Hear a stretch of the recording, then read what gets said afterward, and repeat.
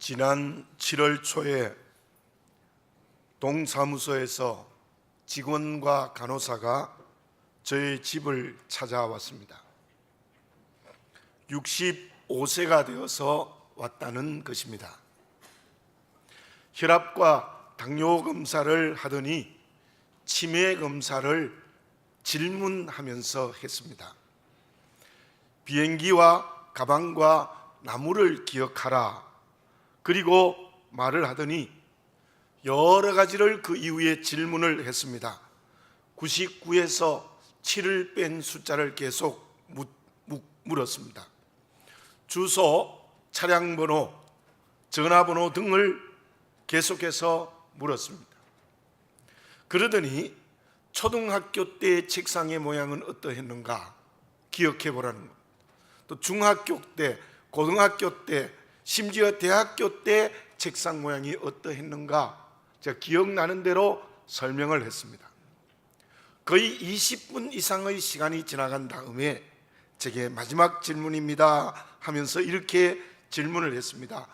처음 말했던 단어 셋을 말해 보십시오. 나도 모르게 처음 튀어난 단어가 무엇이었는가 하면 책상이었어요. 계속해서 책상을 물었으니 나도 모르게 입에서 나온 말이 책상이었는데 비행기 가방 둘은 맞추었습니다. 근데 도저히 나무를 기억하지를 못했던 것입니다. 하나가 틀렸습니다. 그래도 치매는 아니고 정상이라고 말해 주었습니다. 그런데 그때 제가 경험한 심리 이론이 제가 공부한 또 책을 읽은 곳에 그러한 심리 이론이 있더라고요. 그것을 미완성 효과라고 하기도 하고 그것을 발견한 사람의 이름을 따서 자이가르닉 효과라고도 합니다. 무슨 뜻인가 하면은 한 곳에 집중을 하거나 집착을 하면 다른 것들을 다 잊어버린다는 것입니다. 그런 심리 상태를 말하는 거죠. 긍정적으로 보면은 지금의 성실하고 집중하면 모든 것을 얻을 수 있습니다. 그러나 반대로 부정적으로 보면 오늘의 것에 중독되면 모든 것을 잃어버린다는 심리 이론이기도 합니다. 아버지 하나님께서 기뻐하시는 사람은 누구이겠습니까? 아버지 하나님께서 싫어하는 사람은 누구이겠습니까? 이사야의 예언의 중심이 무엇입니까? 백성들이 지금 현재 오늘 우상에 중독되어 있습니다. 정치 지도자들은 가난한 사람들의 것을 빼앗아서 부를 누리고 있습니다. 어쩌면 그 당시에 유다 백성들 전체가 오늘 지금 현재 말씀을 거역하는 죄에 빠져 있었던 것입니다. 이사야는 그들의 죄를 지적하고 있었던 것이죠. 롯은 지금 눈에 보이는 요단들에 중독되어졌습니다. 그들의 특징이 무엇입니까? 오늘의 것에 매여 내일을 잃어버리는 것입니다. 아브라함은 언제나 하나님께 제단을 쌓았습니다. 말씀대로 움직였습니다. 바울은 언제나 그리스도 안에 있었습니다. 그리고 열심히 복음을 증거했습니다. 그들의 특징이 무엇입니까? 내일이 있습니다. 내일에 대한 소망을 가지고 오늘 주시는 하나님의 말씀을 순종하는 데 집중하여 살아가던 사람들이었습니다. 본문의 말씀 바로 앞에 있는 이사야서 56장 9절에서 59장 15절까지의 내용이 무엇입니까? 이사야가 하나님의 말씀을 대언해서 죄에 대한 강한 책망입니다. 제가 56장 11절 12절을 봉독해 드리겠습니다. 이 개들은 탐욕이 심하여 족한 줄을 알지 못하는 자들이요 그들은 몰지각한 목자들이라 다 제 길로 돌아가며 사람마다 자기 이익만 추구하며 오라 내가 포도주를 가져오리라 우리가 독주를 잔뜩 마시자 내일 또 오늘같이 크게 넘치리라 하느니라. 물질과 쾌락에 치여 있는 지도자들의 죄의 모습, 59장 3절에는 이러한 말씀이 있습니다. 이는 너희 손이 피해 너희 손가락이 죄악에 더러워졌으며 너희 입술은 거짓을 말하며 혀는 악독을 내밀어. 전 인격이 지금 현재 죄에 매여 있다는 겁니다. 죄의 노예로 전락해 버렸다는 겁니다. 그들에게는 내일이 없습니다. 그들은 내일 하나님의 심판을 받을 수밖에 없다는 것입니다. 그런데 60장에 와서는 그 분위기가 완전히 반전이 됩니다. 본문의 말씀 19절을 읽어보겠습니다. 다시는 낮의 해가 내 빛이 되지 아니하며 달도 내게 빛을 비추지 않을 것이요 오직 여호와가 내게 영원한 빛이 되며 내 하나님이 내 영광이 되리니. 완전히 반대예요. 오직 하나님이 내 영광이 되며 영원한 빛이 된다고 말씀하고 있습니다. 이 10절을 봉독해 드립니다. 다시는 내 해가 지지 아니하며 내 달이 물러가지 아니할 것은 여호와가 내 영원한 빛이 되고 내 슬픔의 날이 끝날 것입니다. 슬픔의 날이 끝난다는 것입니다. 무슨 말씀입니까? 오늘 60장에 와서는 하나님이 이사야를 통해 주시는 말씀이 유다의 내일이 하나님의 공의의 심판으로 멸망당하는 것이 아니라, 어둠이 아니라 그 어둠이 물러가고 빛이 비친다는 소망의 말씀을 하고 있는 것입니다. 무슨 뜻입니까? 나는 어떻습니까? 오늘 말씀에 집중하고 있습니까? 죄에 중독되어 있습니까? 하나님의 말씀에 집중하면 하나님이 내일 우리에게 빛으로 인도하십니다. 그러나 죄에 중독되면 내일 하나님의 공의로 우리를 심판하실 것입니다. 내일을 잃어버린 어리석은 사람이 되지 마십시오. 내일 주시는 하나님의 축복을 보는 지혜로운 믿음의 길을 걸어가야 될 줄로 믿습니다. 그 사람은 오늘 말씀이 인격이 되고 삶이 될 때에 가능하다는 것을 우리는 이사야서의 전체를 통하여서 잊지 아니하시는 하나님이 주시는 음성이 되어져야 될 줄로 믿습니다. 그러면 하나님은 무엇으로 우리의 내일을 빛으로 축복하십니까? 프랑스에 유년 군사학교가 있었습니다. 그 학교 앞에 바로 사과 가게가 있었는데요, 시간이 되면 학생들이 나와서 사과를 사 먹었어요. 그런데 한 학생은 가난하여 사과를 먹을 수 없어서 멀찍이 서 있었습니다. 그것을 본 가게 여주인은 그때마다 그 학생에게 가장 좋은 사과를 공짜로 먹게 했습니다. 30년이 지났습니다. 그 여주인은 할머니가 되어 여전히 그 가게를 지키고 있습니다. 그 앞에 건장한 장교가 나타났습니다. 할머니, 저를 기억하시겠습니까? 누구세요? 저는 나폴레옹 보나파르트입니다. 아이고, 황제님이 아니십니까? 그때 나폴레옹은 금화자루를 사과의 값으로 할머니 손에 쥐어주면서 울먹이며 말했다고 합니다. 제 얼굴이 새겨진 금화입니다. 저는 할머니의 은혜를 한 번도 잊지 않았습니다. 이 돈을 쓸 때마다 할머니, 저를 기억해 주세요. 명심보감에도 이런 말이 있습니다. 베푼 은혜는 기억하지 말고 입은 은혜는 기억해야 한다. 사람들의 관계에서도 은혜를 잊지 않는 것이 매우 중요합니다. 하나님 아버지 앞에서는 어떻게 해야 하겠습니까? 하나님은 우리의 내일을 어떻게 축복하십니까? 15절을 봉독해 드립니다. 전에는 내가 버림을 당하며 미움을 당하였으므로 내게로 가는 자가 없었으나 이제는 내가 너를 영원한 아름다움과 대대의 기쁨이 되게 하리니. 하나님께서 말씀하신 게 무엇입니까? 전에는 너가 버림을 당했는데 이제는 내가 너를 영원한 아름다움이 되게 해주었다. 전에는 내게 미움의 대상이었으나 이제는 대대의 기쁨이 되게 해주겠다. 이게 무엇입니까? 하나님의 은혜입니다. 하나님의 절대적인 은혜입니다. 전에는 내가 너를 버렸지만 이제는 너가 영원한 기쁨이 되게 해주겠다. 전에는 내가 너를 미워했지만 이제는 너를 대대로 기쁨이 되게 해주겠다는 하나님의 은혜를 말씀하고 있는 겁니다. 16절을 봉독해 드립니다. 내가 이방 나라들의 젖을 빨며 뭇 왕의 젖을 빨고 나 여호와는 내 구원자 내 구속자 야곱의 전능자인 줄 알리라. 이 무슨 뜻인가 하면 내일 유다 백성 너희들에게 열방이 너희를 도와서 나는 너희의 구원자 내 구속자 야곱의 전능자가 되게 해주겠다라는 겁니다. 17절을 봉독해 드립니다. 내가 금을 가지고 노스를 대신하며 은을 가지고 철을 대신하며 노수로 나무를 대신하며 철로 돌을 대신하며 화평을 세워 관원으로 삼으며 공의를 세워 감독으로 삼으리니. 근데 기가 막히는 건 아닙니까? 노스를 대신해서 금으로 사용한다는 거예요.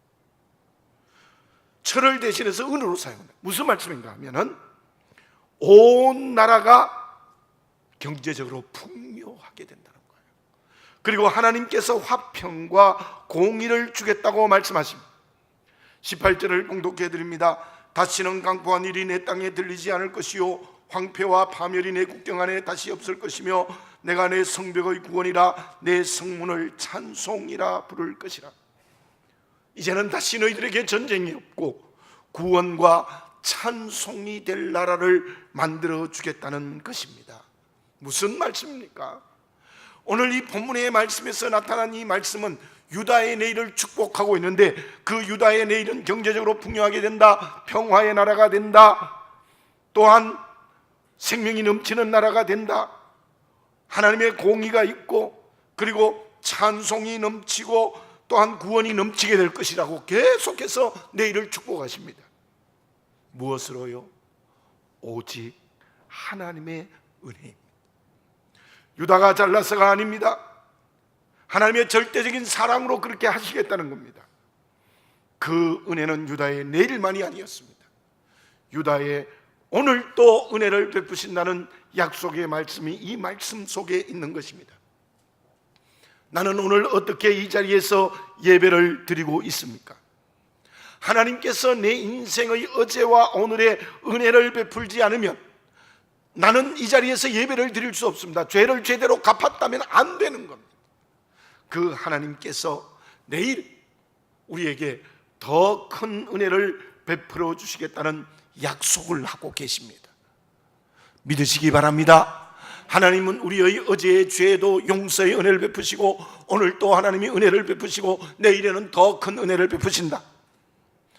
평화와 공의가 넘치고 생명이 넘치고 경제적으로 풍요하고 강건하게 해주겠다는 약속의 말씀이 가득 차 있습니다. 그렇다면 우리가 오늘 내일 주시는 하나님의 은혜를 바라보며 말씀에 순종한다는 것은 다른 말로 표현하면 하나님의 은혜를 잊지 말아야 됩니다. 나폴레옹처럼 그 할머니의 은혜를 잊지 않고 찾아온 것처럼 하나님의 은혜를 잊으면 안 됩니다. 시편 103편 2절에 이러한 말씀이 있습니다. 내 영혼아 여호와를 송축하며 그의 모든 은택을 잊지 말지어다. 고린도후서 6장 1절에 이러한 말씀이 있습니다. 하나님의 은혜를 헛되이 받지 말라. 하나님의 은혜를 은혜되게 해야 합니다. 그게 무엇입니까? 지금 내가 말씀에 순종할 수 있는 길은 하나님의 은혜를 잊지 않는 겁니다. 우리는 가끔 이러한 생각이 들 때가 있죠. 저도 그럴 때가 있습니다. 뭔가 내가 잘못되게 있을 때 돌아가신 어머님의 말씀이 생각나요. 특히 바른 길로 가라고 저희 어머님은 많이 말씀하셨는데 어떤 경우에는 그 말씀이 쟁쟁하게 들립니다. 여러분, 생명의 길을 가는 것 주의 은혜입니다. 크고 작은 환경과 관계에서도 주님의 은혜가 풍성합니다. 과거와 오늘에도 하나님의 은혜로 여기까지 왔습니다. 우리의 내일도 더 큰 은혜를 주께서 베풀어 주실 줄로 믿습니다. 그러므로 우리는 오늘 어떤 경우에도 내 공로에 매이면 안 됩니다.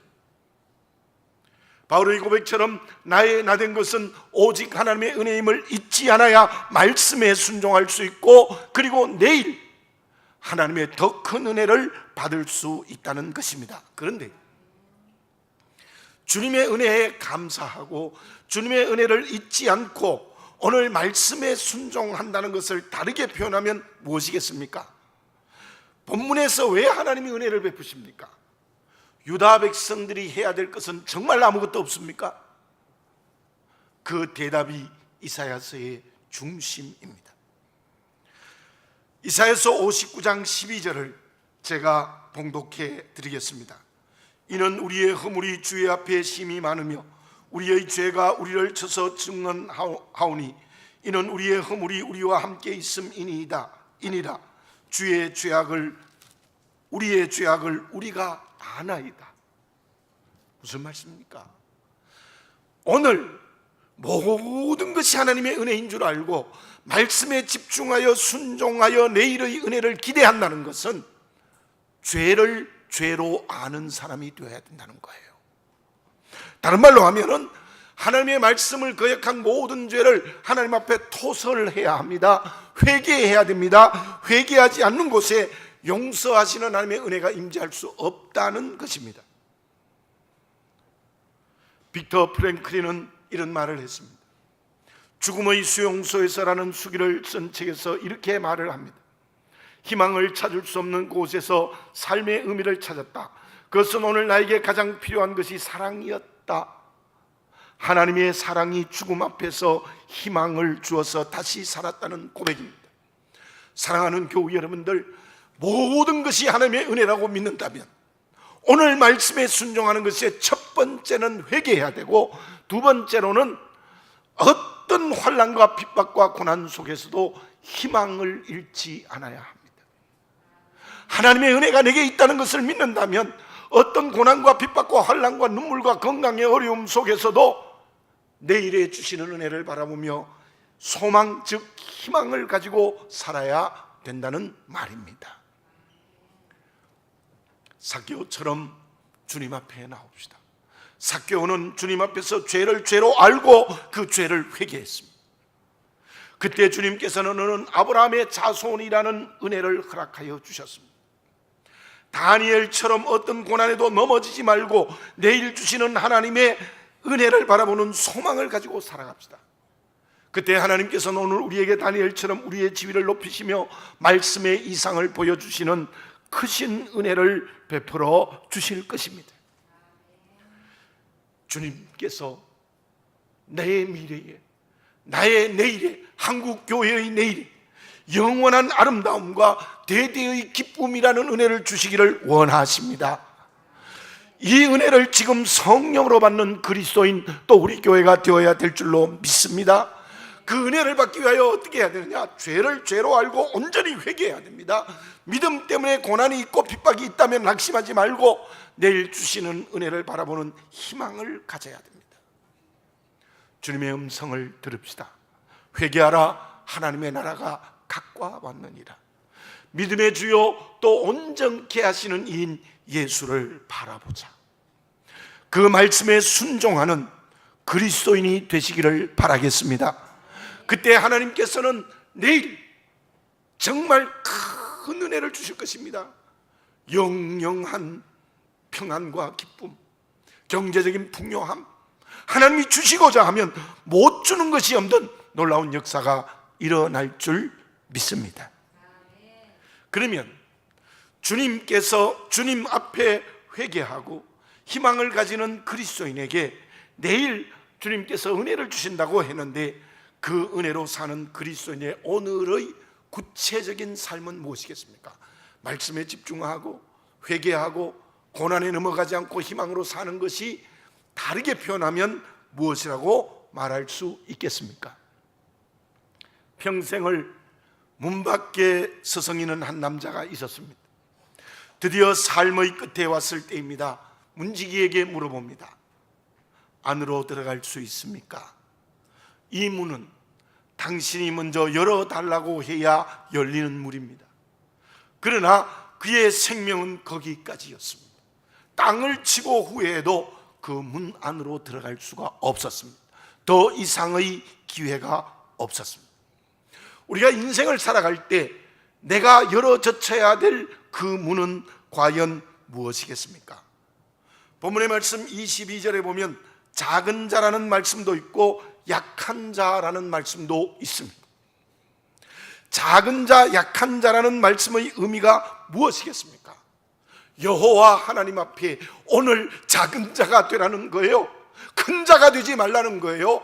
여호와 앞에 오늘 약한 자가 되라는 거예요. 하나님 앞에 강한 자가 되지 말라는 거예요. 그 작은 자, 약한 자가 여호와 하나님 앞에 선 그리스도인의 겸손입니다. 겸손입니다. 우리는 다시 한번 분명히 해야 합니다. 내가 오늘 이 시간 말씀에 집중하고 회개하고 소망을 가지는 것은 하나님 앞에 열어야 할 겸손의 문을 열 때 가능한 것입니다. 교만하면 말씀에 순종하지 않습니다. 교만하면 회개하지 않습니다. 교만하면 절대로 하나님 앞에서 주시는 고난을 이길 수가 없어요. 진정 여호와 하나님 앞에 작은 자, 약한 자가 되어야 돼요. 정말 겸손해져야 됩니다. 제가 수없이 여러분에게 요 근간에 말씀드리고 있고, 저는 성경을 읽을 때마다 이 말씀이 이제는 내게 열쇠라는 것이 확실해집니다. 우리는 너무나 큰 자가 되어져 있지 않습니까? 너무나도 강한 자가 되어 있지 않습니까? 하나님 앞에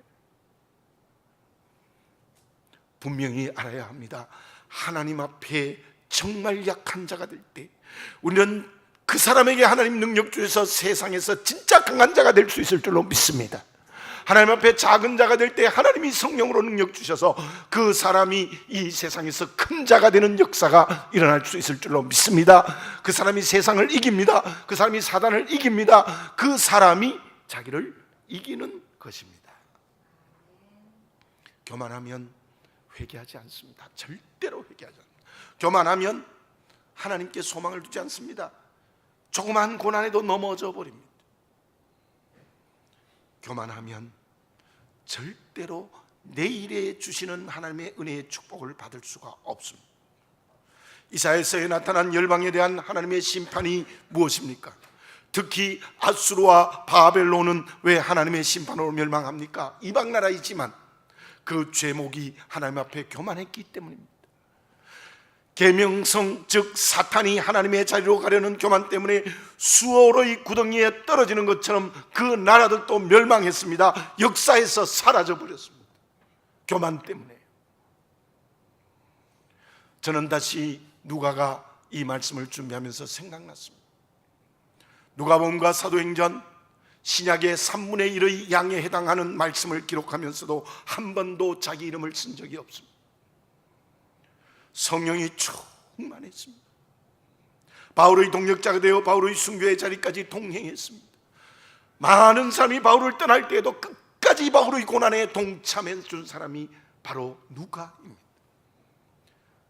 실로 누가는 하나님 앞에 겸손했습니다. 사람 앞에서도 겸손했습니다.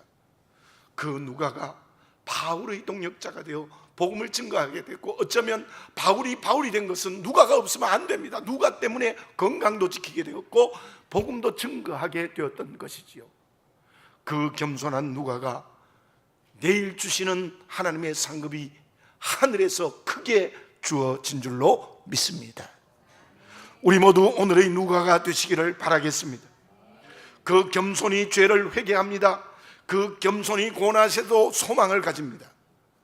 그 사람에게 주님은 풍성한 은혜를 지금도 내일도 허락하여 주실 줄로 믿습니다. 그런데 그 겸손, 약한 자, 작은 자라는 내용이 구체적으로 무엇이겠습니까? 그것은 오늘 본문의 말씀 21절에 있습니다. 내 백성이 다 의롭게 되어 영원히 땅을 차지하리니 그들은 내가 심은 가지요 내 손으로 만든 것으로서 나의 영광을 나타낼 것인즉. 이게 해석입니다. 누가 약한 자요, 누가 작은 자로서 하나님 앞에 겸손한 자이냐? 하나님이 심은 가지입니다. 내가 심은 가지가 아닙니다. 다른 어떤 가치나 사람이 심은 것도 아닙니다. 오직 하나님이 심은 가지입니다. 그 뜻은 오직 내 인생의 주인은 예수님이라는 겁니다. 하나님만이 내 인생의 주인이라는 겁니다. 다른 어떤 것도 주인이 아니라는 겁니다. 그리고 가지라는 말씀에는 삶의 모든 결과도 하나님이 주신 것이라는 것입니다. 지금 나에게 있는 모든 것 하나님이 주신 가지라는 고백을 하시기 바랍니다. 내 것은 아무것도 없습니다. 그것이 그리스도인의 겸손입니다. 그 겸손이 오늘 우리의 인격과 삶이 되어야 하겠습니다. 내가 손으로 만든 것이라는 말씀이 있습니다. 내가 심은 가지라는 말씀의 또 다른 표현입니다. 다르게 설명하면 이런 뜻이 있습니다. 내가 노력하여 사업에 성공했습니다. 그러나 그건 모두 하나님이 주셨다는 믿음을 가지는 것입니다. 내가 교회에 열심히 봉사했더니 전도했더니 많은 사람이 열매 맺었다. 그건 내가 한 게 아니라는 겁니다. 하나님이 하셨다고 생각하는 겁니다. 그것이 내가 손으로 만든 것, 하나님의 손으로 만든 것이라는 의미입니다. 앞에서 말씀드렸습니다마는 바울은 그의 서신에서 그리스도 안에서라는 고백을 164회나 했습니다. 무슨 고백입니까? 복음 증거는 바울이 자신이 했지만 그 열매는 모두 주님께서 주셨다는 겁니다. 사람들이 구원을 얻고 교회가 세워진 것은 내가 한 것이 아니라 주님이 구원하고 세웠다는 고백이 바울의 고백입니다. 그것이 바울의 전 인격이 주님 안에 있다고 말한 것입니다. 실로 바울은 주님 앞에 겸손한 그릇이었습니다. 하나님이 심은 가지요 하나님의 손으로 만든 것이었습니다. 바리새인들은 어떠합니까? 전부 내 공로로 바꾸어 버립니다. 율법 지킨 것도 다 내 공로이고 그래서 죄인들과 구별되었다고 자기 믿음을 자랑합니다. 주님은 그들을 향하여 회칠한 무덤이라고 강하게 책망했습니다. 사랑하는 교우 여러분들, 나는 하나님이 손으로 심은 가지로서의 작은 자가 되시기를 바라겠습니다. 하나님의 손으로 만든 것으로서 약한 자가 되시기를 바라겠습니다. 그 사람이 하나님 앞에 겸손한 그릇입니다. 죄가 있으면 철저히 회개합니다. 어려움과 위기에서도 낙심하지 않고 희망을 가집니다. 그래서 21절의 마지막의 말씀처럼 언제나 하나님께만 영광을 돌립니다. 사랑하는 교우 여러분들, 왜 우리는 하나님의 은혜를 풍성히 받지 못합니까? 그 이유는 하나님 앞에 교만하기 때문입니다. 하나님이 심은 가지, 손으로 만든 것이 되어지시는 새로운 결단을 하시기를 바라겠습니다. 그때 주님께서는 회개하면 용서의 은혜를 주십니다. 고난을 이기게 하시고 내일 새로운 은혜를 주실 줄로 믿습니다. 그러면 그렇게 겸손하여 내일을 보는 사람에게 하나님은 어떤 축복을 주십니까? 22절을 다시 봉독해 드립니다. 그 작은 자가 천명을 이루겠고 그 약한 자가 강국을 이룰 것이라. 때가 되면 나 여호와가 속히 이루리라. 작은 자가 천명을 이루리라. 약한 자가 강국을 이룬다. 천명, 강하다는 의미를 넘었습니다. 정말 그 작은 자가 수많은 사람을 구원하는 역사가 일어나고 그 약한 자가 정말 강한 사람이 되어 온 세상을 하나님의 나라로 정복하는 역사를 일으키는 사람이 된다는 겁니다. 바로 하나님께서 그 사람을 축복의 통로로 사용하신다는 겁니다. 하나님께서 그 사람을 통하여 많은 사람과 나라들을 구원하고 하나님의 나라를 이루게 하신다는 것입니다. 오늘 이 시간 그 사람이 바로 내가 되어지시기 바랍니다. 흉유성죽이라는 말이 있습니다. 그 뜻이 무엇인가 하면은 대나무 그림을 그리기 전에 완성된 그림이 내 마음에 있다는 겁니다. 하나님이 내일 그리고 천국에서 주시는 약속을 오늘 보시는 여러분들이 되시기를 바라겠습니다. 그 사람은 하나님과 사람 앞에서 오늘 하나님이 심은 가지로서 작은 자인 사람입니다. 하나님의 손으로 만든 것으로서 약한 자가 된 사람입니다. 기도드리겠습니다. 사랑하는 아버지 하나님,